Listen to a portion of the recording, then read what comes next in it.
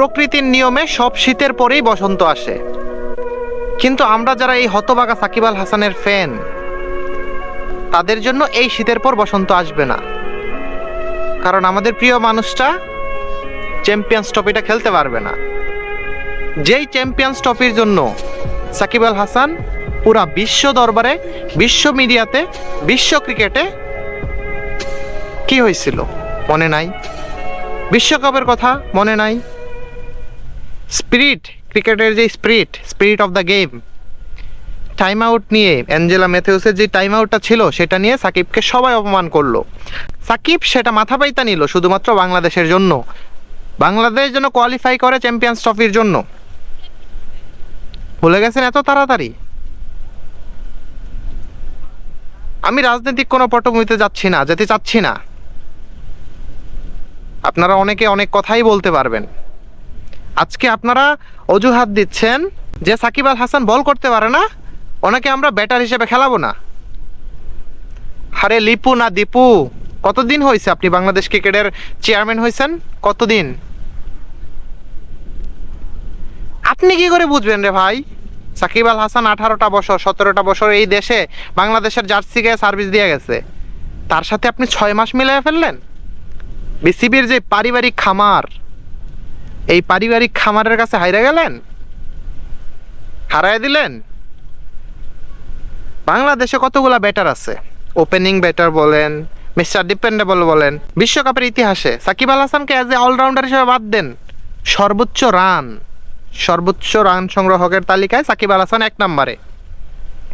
আর আপনি সেই সাকিবকে বাদ দেন যে আমরা বলার সাকিব না থাকলে আমরা খেলাবো না।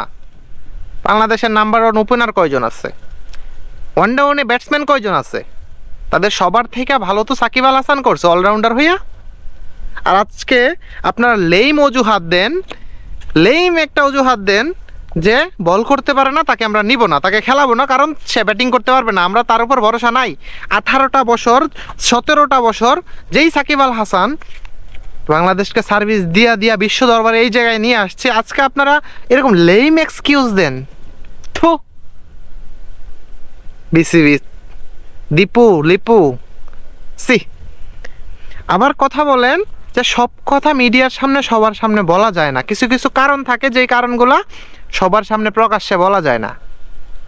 এই বেটা, এই 2024 সালে আইসা যে এই গণ অভ্যুত্থান হয়েছে, সেটা কেন হয়েছে রে? কেন হয়েছে গণ অভ্যুত্থান? কেন হয়েছে? সবাই সব কিছু ওপেন জানবে, গোপনে আর কিছু হবে না। গোপনের দিন গোপনে শেষ, যা বলার ওপেন বলবি। এজ এ সাকিব আল হাসানের ফ্যান, ক্রিকেটীয় সাকিব আল হাসানের ফ্যান, কষ্ট লাগে।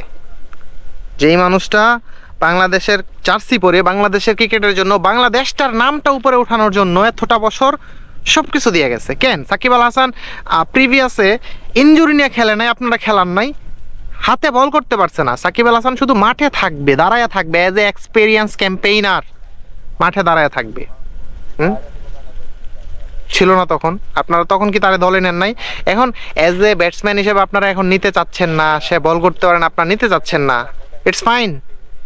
দিন শেষে যখন আপনার সাংবাদিকরা প্রশ্ন করে, সাধারণ মানুষ প্রশ্ন করে, হোয়াট ইজ দ্য রিজন কি?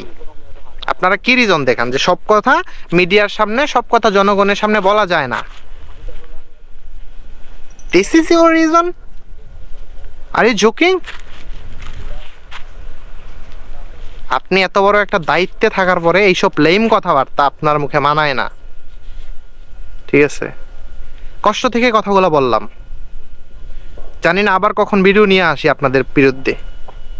ভালো লাগলে ভিডিও দেখবেন, ভালো না লাগলে দেখবেন না। যারা দর্শক আছেন, অডিয়েন্স আছেন, তাদেরকে বলছি, I don't care who the fuck are you.